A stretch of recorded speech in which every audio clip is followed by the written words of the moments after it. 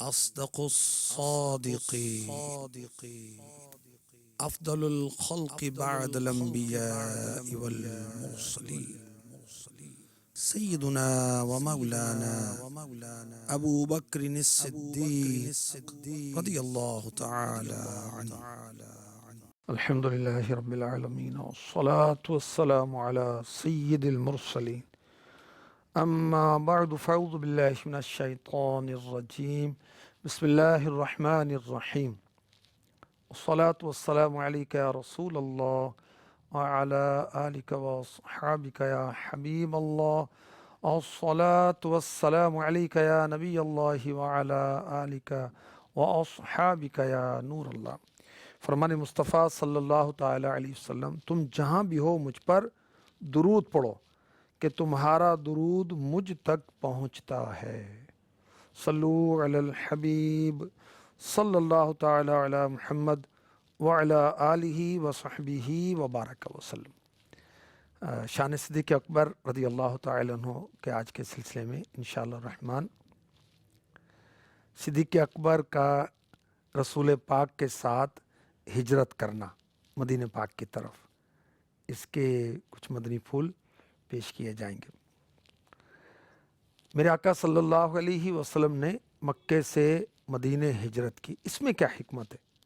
تو علماء نے بڑی پیاری بات لکھی کہ مکہ مکرمہ کو حضرت ابراہیم علیہ السلام اور حضرت اسماعیل علیہ السلام دو نبیوں کی برکت سے شرف حاصل ہوا، تو مدینہ پاک نے اللہ کے حبیب سے شرف حاصل کرنا تھا، اس لیے آپ کو مدینہ کی طرف ہجرت کا فرمایا گیا. اور یاد رکھیے کہ جہاں پر حضور انور مکہ مدینہ کے تاجور صلی اللہ علیہ وسلم آرام فرما ہیں، وہ جگہ فضیلت میں جنت سے بھی افضل ہے، عرش و کرسی سے بھی افضل ہے. جی ہاں، میرے آقا علیہ الصلوۃ والسلام کے ساتھ صدیق اکبر رضی اللہ تعالی عنہ کو مکے سے مدینہ ہجرت کرنے کا شرف حاصل ہوا. یہ ہجرت کب ہوئی؟ آپ یکم ربیع الاول کو مکہ مکرمہ سے نکلے اور پھر جمعرات کی رات، جمعہ ہفتہ اتوار، 3 دن آپ نے غار ثور میں گزارے. 3 دن، 3 days and 3 nights. اس کے بعد پیر کو سفر مدینہ شروع ہوا، اور 1 ہفتے میں ہمارے آقا صلی اللہ علیہ وآلہ وسلم نے مکے سے مدینہ کا سفر کیا. پیر کو ہی آپ کا مدینہ پاک میں داخلہ ہوا. میرے آقا صلی اللہ علیہ وآلہ وسلم نے اپنے صحابہ کو فرما دیا تھا کہ مجھے ہجرت کا علاقہ دکھایا گیا ہے جہاں تم نے بسیرا کرنا ہے. 2 پتھریلے میدانوں کے درمیان ایک نخلستان ہے. نخلستان کس کو کہتے ہیں؟ نخل، یہ کھجور کا درخت، جہاں کھجور کے باغات ہوں اس کو کہتے ہیں نخلستان. میرے آقا صلی اللہ علیہ وسلم نے مدینہ پاک ہجرت کی. اس کی ایک وجہ یہ بھی بتائی گئی کہ مکہ مکرمہ میں آپ نے اسلام کی بہت دعوت دی، مگر یہاں کے کفار بہت کم تعداد میں آپ کی دعوت قبول کرتے، آپ پر بہت زیادہ تشدد کرتے، اسلام کی مخالفت کرتے.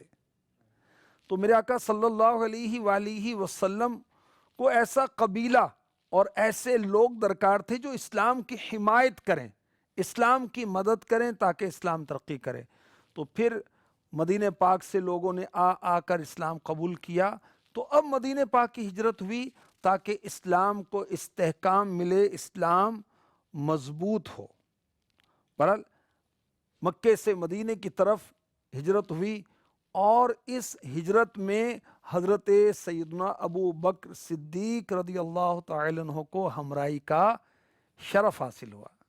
ہمارے آقا صلی اللہ علیہ وآلہ وسلم نے مکے سے مدینہ کا جو معروف راستہ تھا، مشہور فیمس روٹ تھا، وہاں سے سفر نہیں کیا.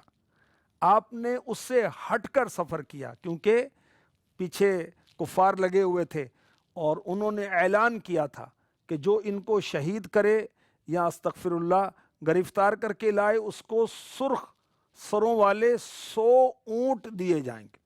بہت بڑا انعام تھا۔ تو اس کا نقشہ آپ ملاحظہ فرما سکتے ہیں، یہ فیضان صدیق اکبر کتاب میں پیج نمبر 201 پر موجود ہے۔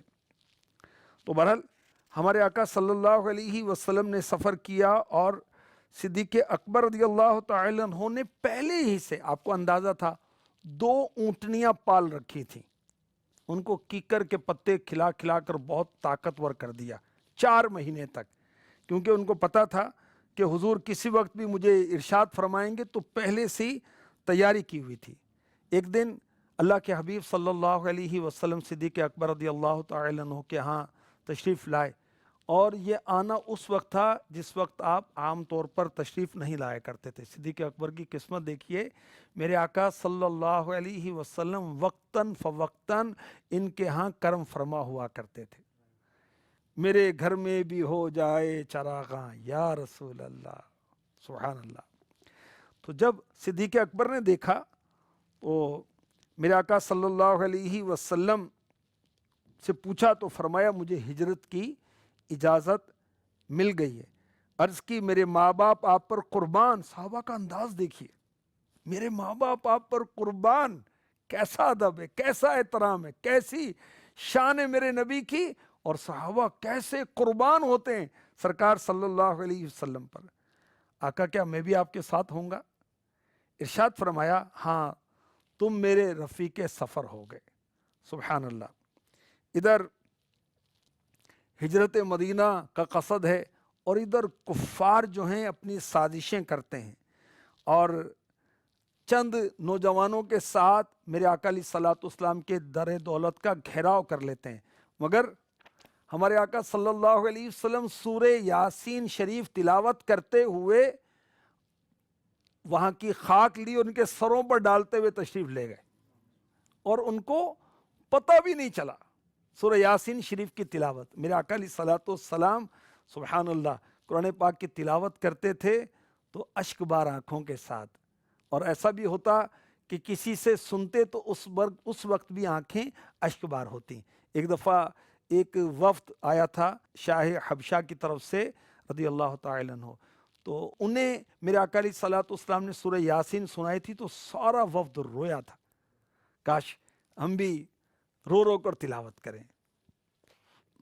تو سرکار صلی اللہ علیہ وسلم سارا دن پہلے صدیق اکبر کے گھر رہے، اس کے بعد اگلی رات مکہ مکرمہ سے ہجرت کر کے غار ثور میں تشریف لے گئے۔ غار ثور میں ہمارے آقا علیہ الصلوۃ والسلام نے 3 دن اور 3 راتیں قیام فرمایا، اور اعلیٰ حضرت کا شعر یاد آیا کہ آپ بڑے اپنے عشق کا اظہار کرتے ہیں، قسمت ثور و حرا کی حرص ہے، قسمت ثور و حرا کی حرص ہے، چاہتے ہیں دل میں گہرا غار ہم۔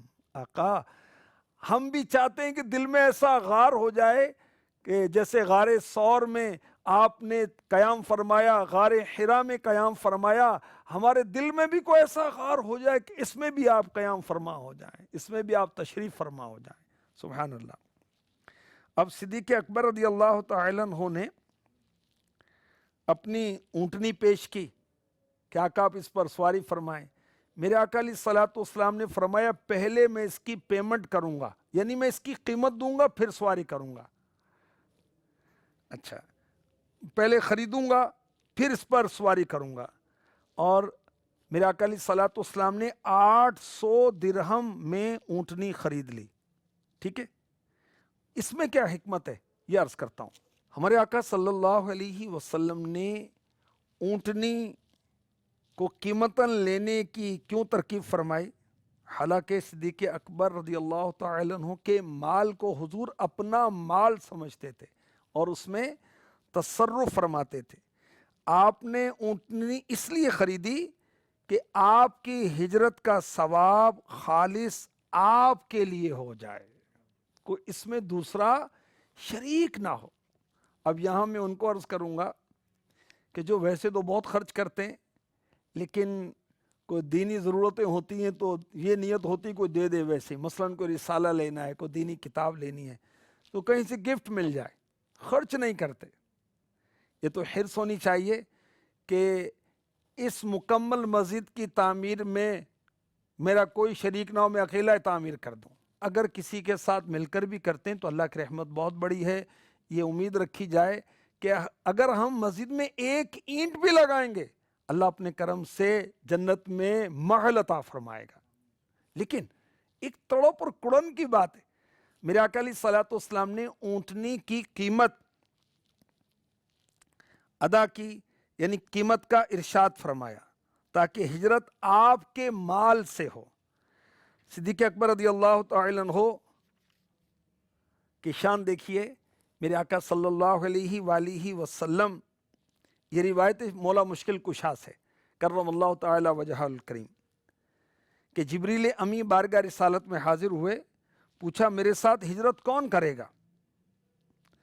تو جبریل امی علیہ السلام نے عرض کی یا رسول اللہ صلی اللہ تعالی علیہ وسلم، آپ کے ساتھ ابو بکر ہجرت کریں گے اور وہ صدیق ہیں۔ جب میرے آقا علیہ الصلوۃ والسلام نے ہجرت کی، بڑی پیاری بات ہے، اور صدیق اکبر رضی اللہ تعالی عنہ کو یہ مجدہ ملا، یہ خوشخبری ملی، یہ اچھی خبر ملی کہ میں بھی ساتھ ہوں گا، تو صدیق اکبر رضی اللہ تعالی عنہ خوشی سے رونے لگ گئے۔ بی بی عائشہ صدیقہ طیبہ طاہرہ عابدہ زاہدہ رضی اللہ تعالی عنہا، جو کہ حضرت ابو بکر صدیق رضی اللہ تعالی عنہ کی شہزادی ہیں، آپ فرماتی ہیں کہ مجھے اس سے پہلے یہ معلوم نہیں تھا کوئی خوشی سے بھی روتا ہے۔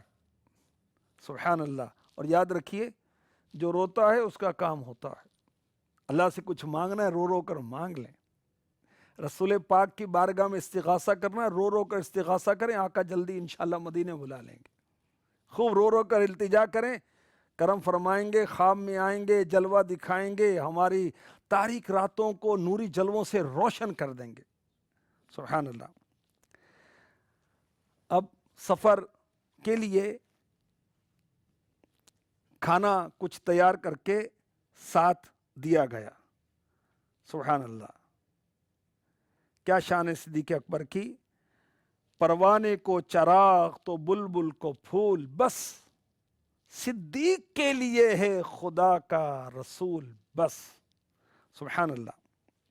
ہمارے آقا علیہ الصلوۃ والسلام نے اشک بار آنکھوں سے مکہ مکرمہ سے ہجرت فرمائی۔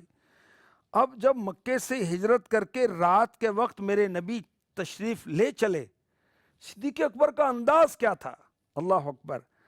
یہ کبھی حضور کے آگے چلتے، کبھی پیچھے چلنا شروع کر دیتے، کبھی رائٹ سائڈ پہ ہو جاتے، کبھی لیفٹ سائڈ پر آ جاتے۔ اللہ کے رسول صلی اللہ علیہ وسلم نے فرمایا اے ابو بکر، یہ کیا ہے؟ کبھی تم میرے آگے چلتے ہو، کبھی پیچھے چلتے ہو، تم پہلے تو اس طرح کبھی نہیں چلتے تھے۔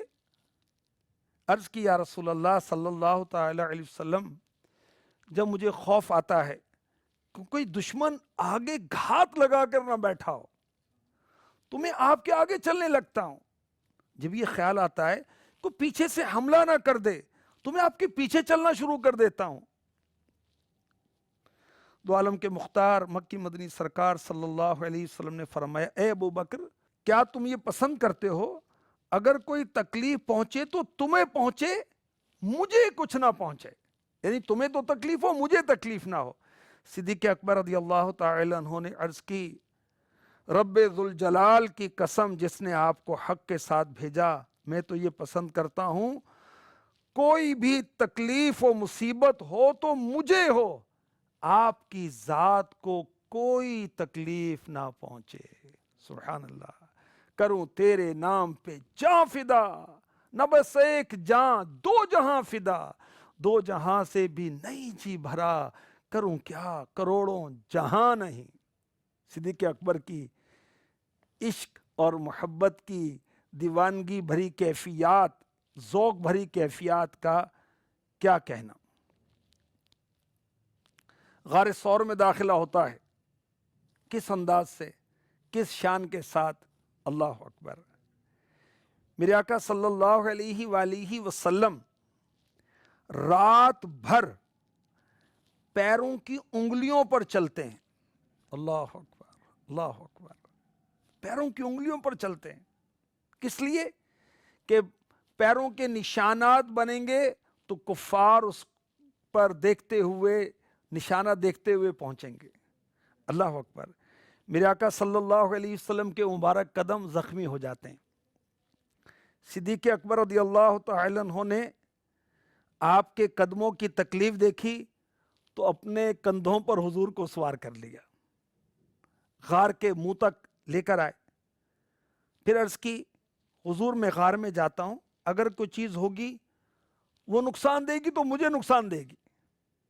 حضرت صدیق اکبر غار ثور میں گئے، اچھی طرح صاف کیا، غار میں جتنے بھی سوراخ تھے کپڑے کے ذریعے بند کر دیے تاکہ کوئی ایذا دینے والی، تکلیف دینے والی چیز تکلیف نہ دے۔